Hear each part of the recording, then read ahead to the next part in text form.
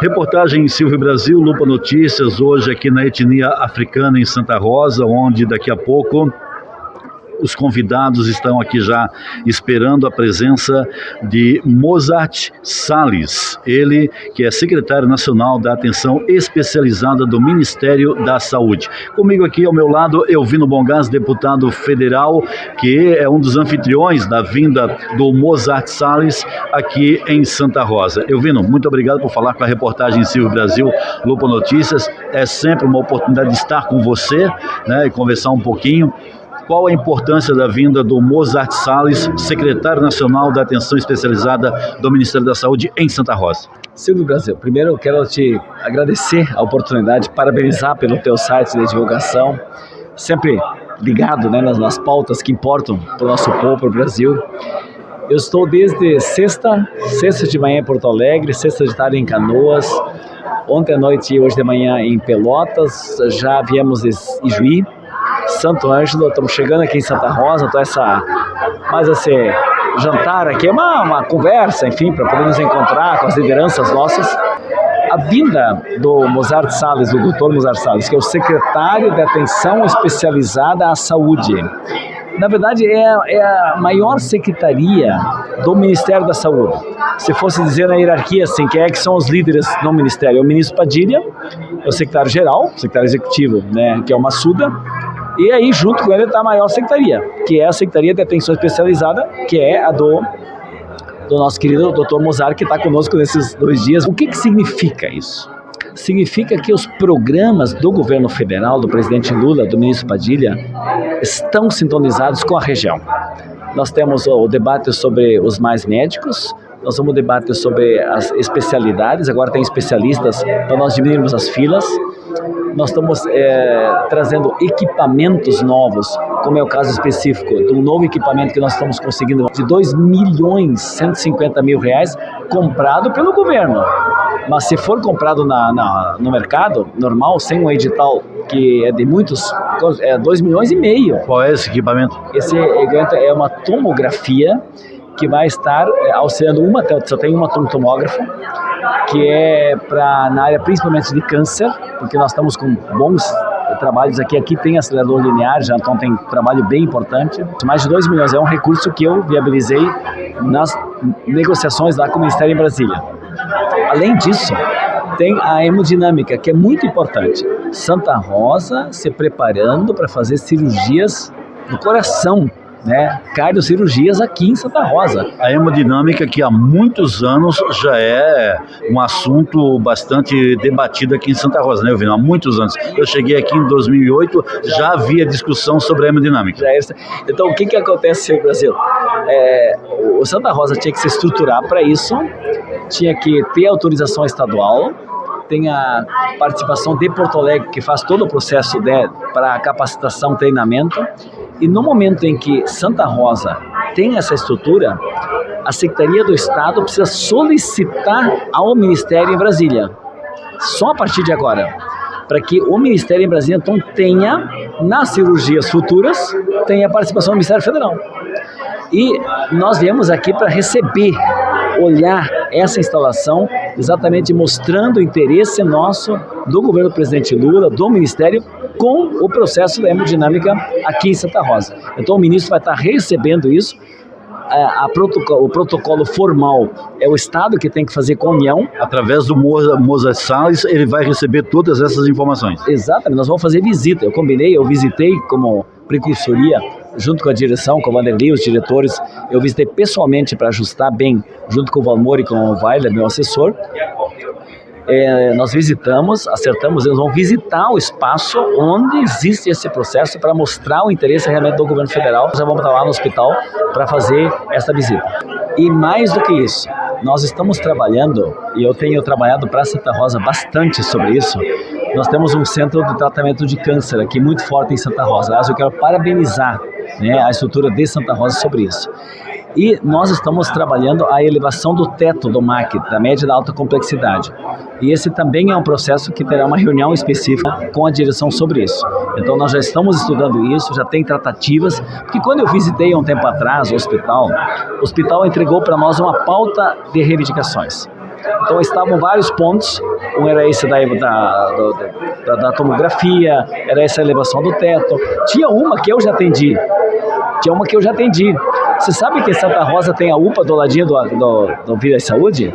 E não tem uma ligação, de um corredor de ligação.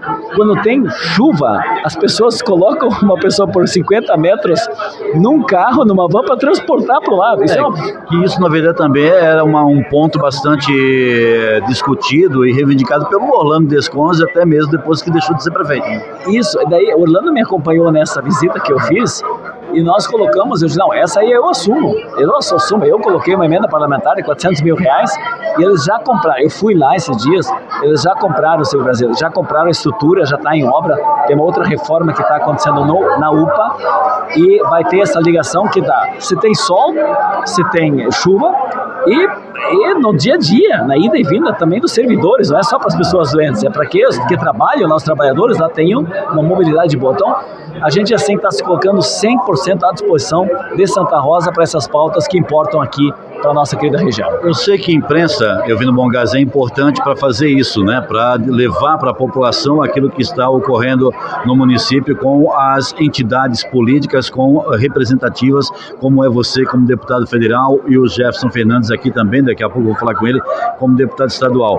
Mas de que forma vocês pretendem fazer com que isso chegue, não só pela minha imprensa que chega, mas não é só pela imprensa não, é por outros meios também, pelas pessoas de que vocês estão tentando ajudar Santa Rosa na área da saúde ou em qualquer outra área, porque parece que isso fica um pouco abafado depois, né? Sai lá uma notinha, mas sai uma notinha pequena, né? não dando engrandecimento ao ato que está sendo realizado, e depois, nós fizemos, nós curamos, nós isso, e não juntos com eles, né?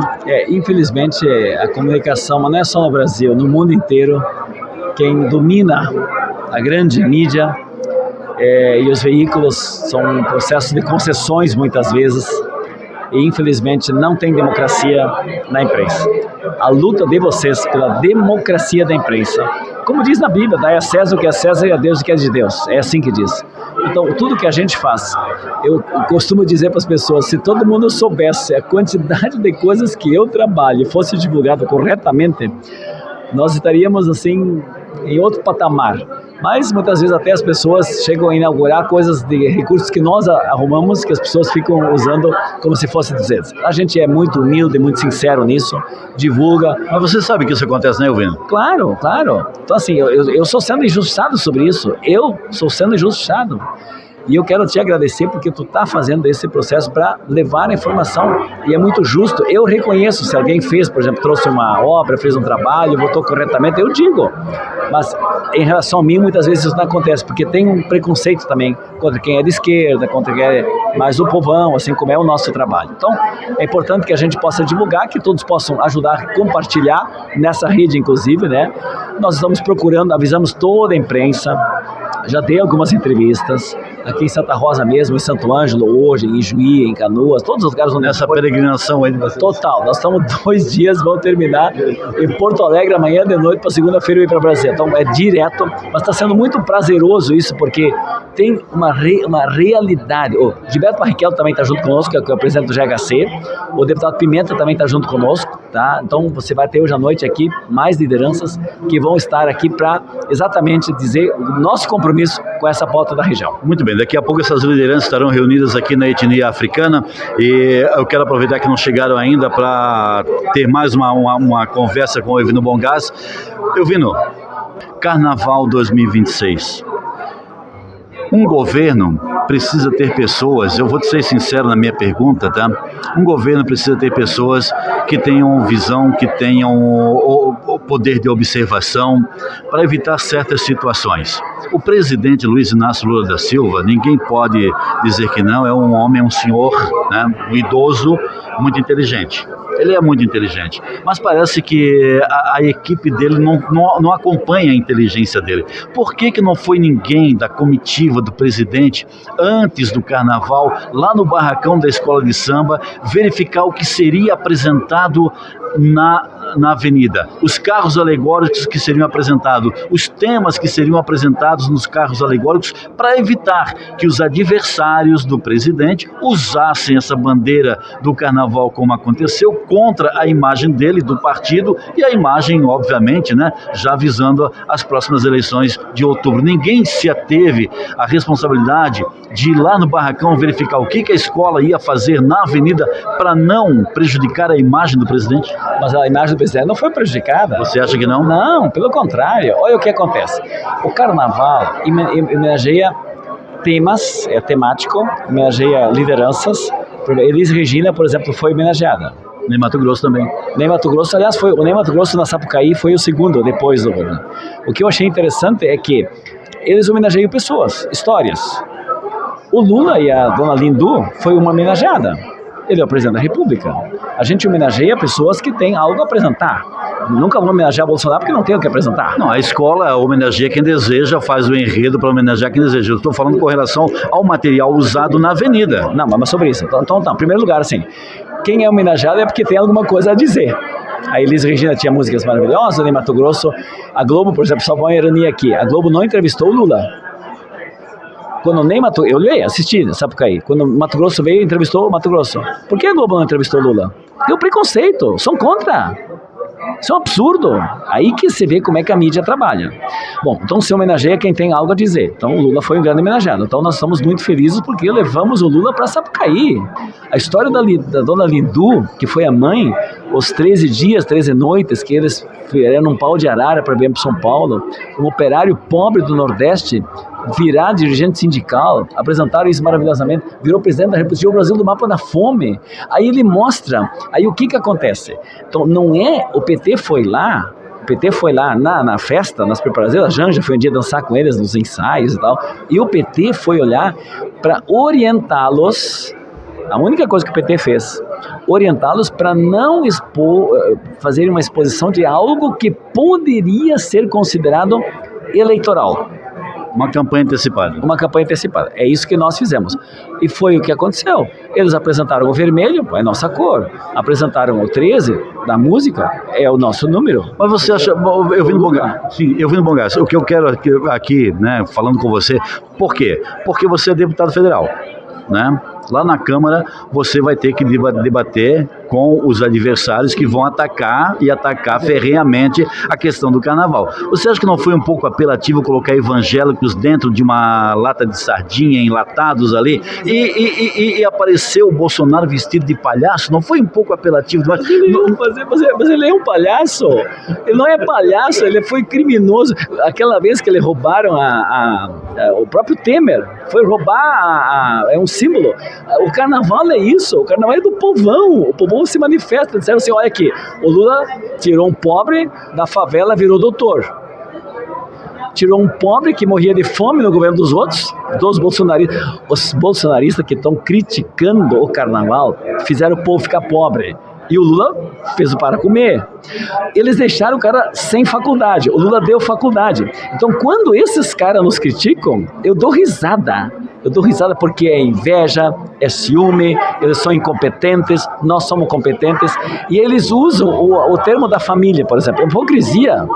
Eu até fiz uma piada outro dia sobre isso. Eu gostei de uma piadinha que o cara falou assim, eles gostam tanto de família... Que tem várias famílias. Que uns têm até várias... Você falou isso você fez isso num encontro que vocês teve. Eu falei, porque a hipocrisia é tão grande que diz assim, eu amo minha mulher, e aí vai no outro lugar e tem mais uma família por aqui. São hipócritas.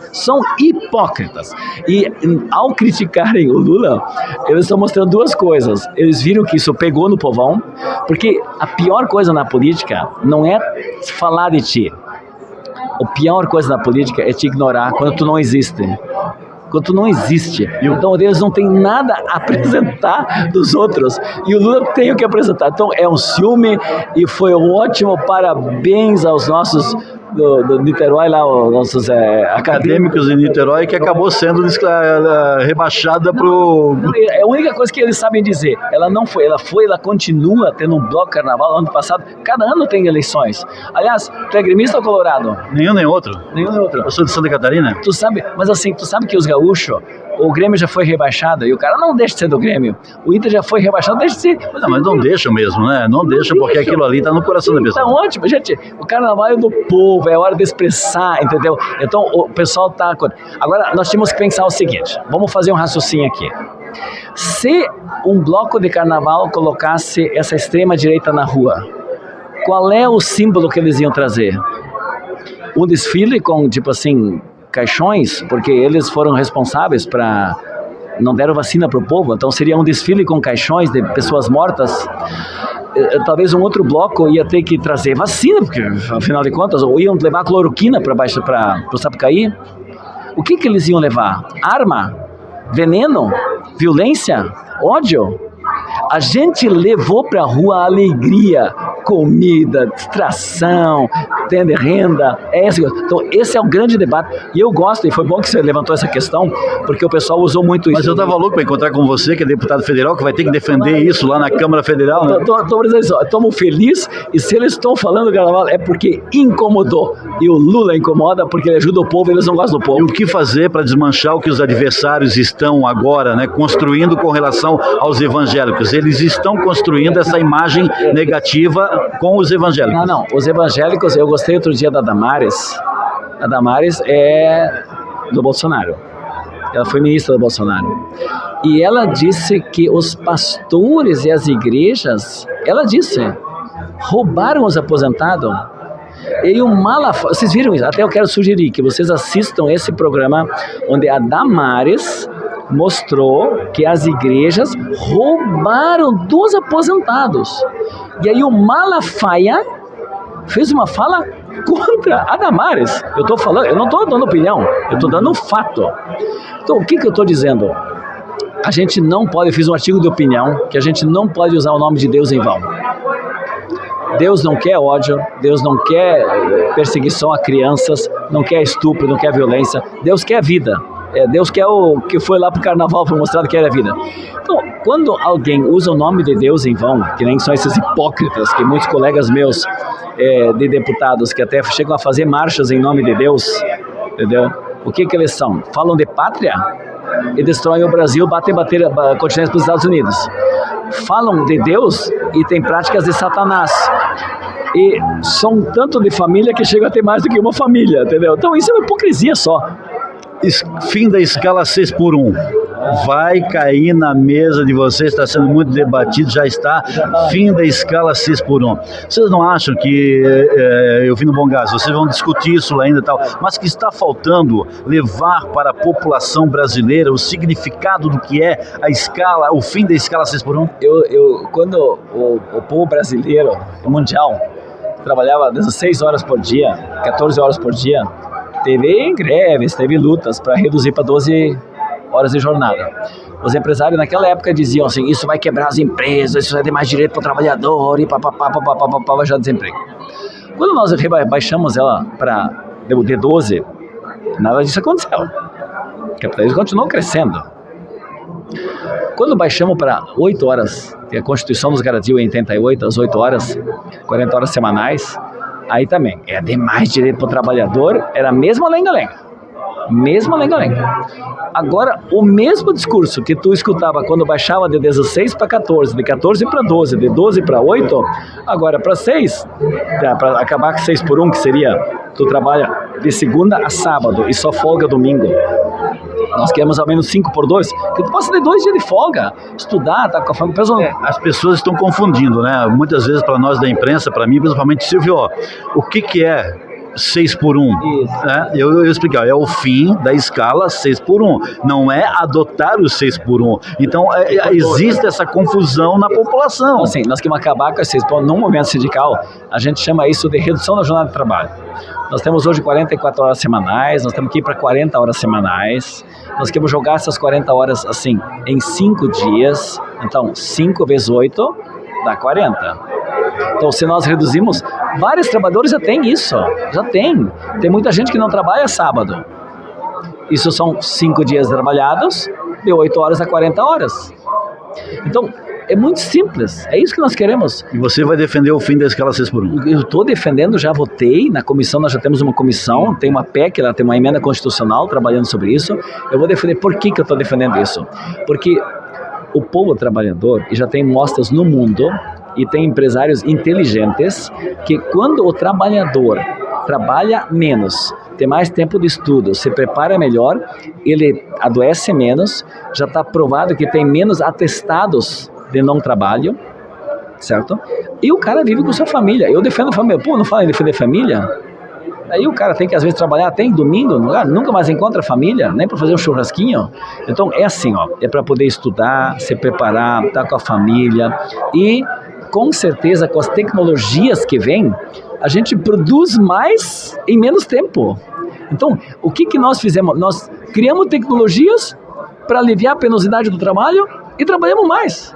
Nós viramos escravos de nós mesmos. Então, nós temos que usar as tecnologias para ter menos tempo, para a gente ter um envelhecimento com qualidade, a gente poder encontrar melhores pessoas, se preparar, poder rezar também, da fé, sabe, de todas as atividades do estudo. Então, eu defendo o fim da escala 6x1, a redução da jornada de trabalho, ao menos hoje nós achamos que é 5x2, tem lugar que é 4x3 já, tem lugar que é 4x3, mas assim, a gente defende então que seja substituído por 5x2, tá? Então 2 dias de folga, 5 dias de trabalho e que a gente ao menos chegue nos 40 horas semanais.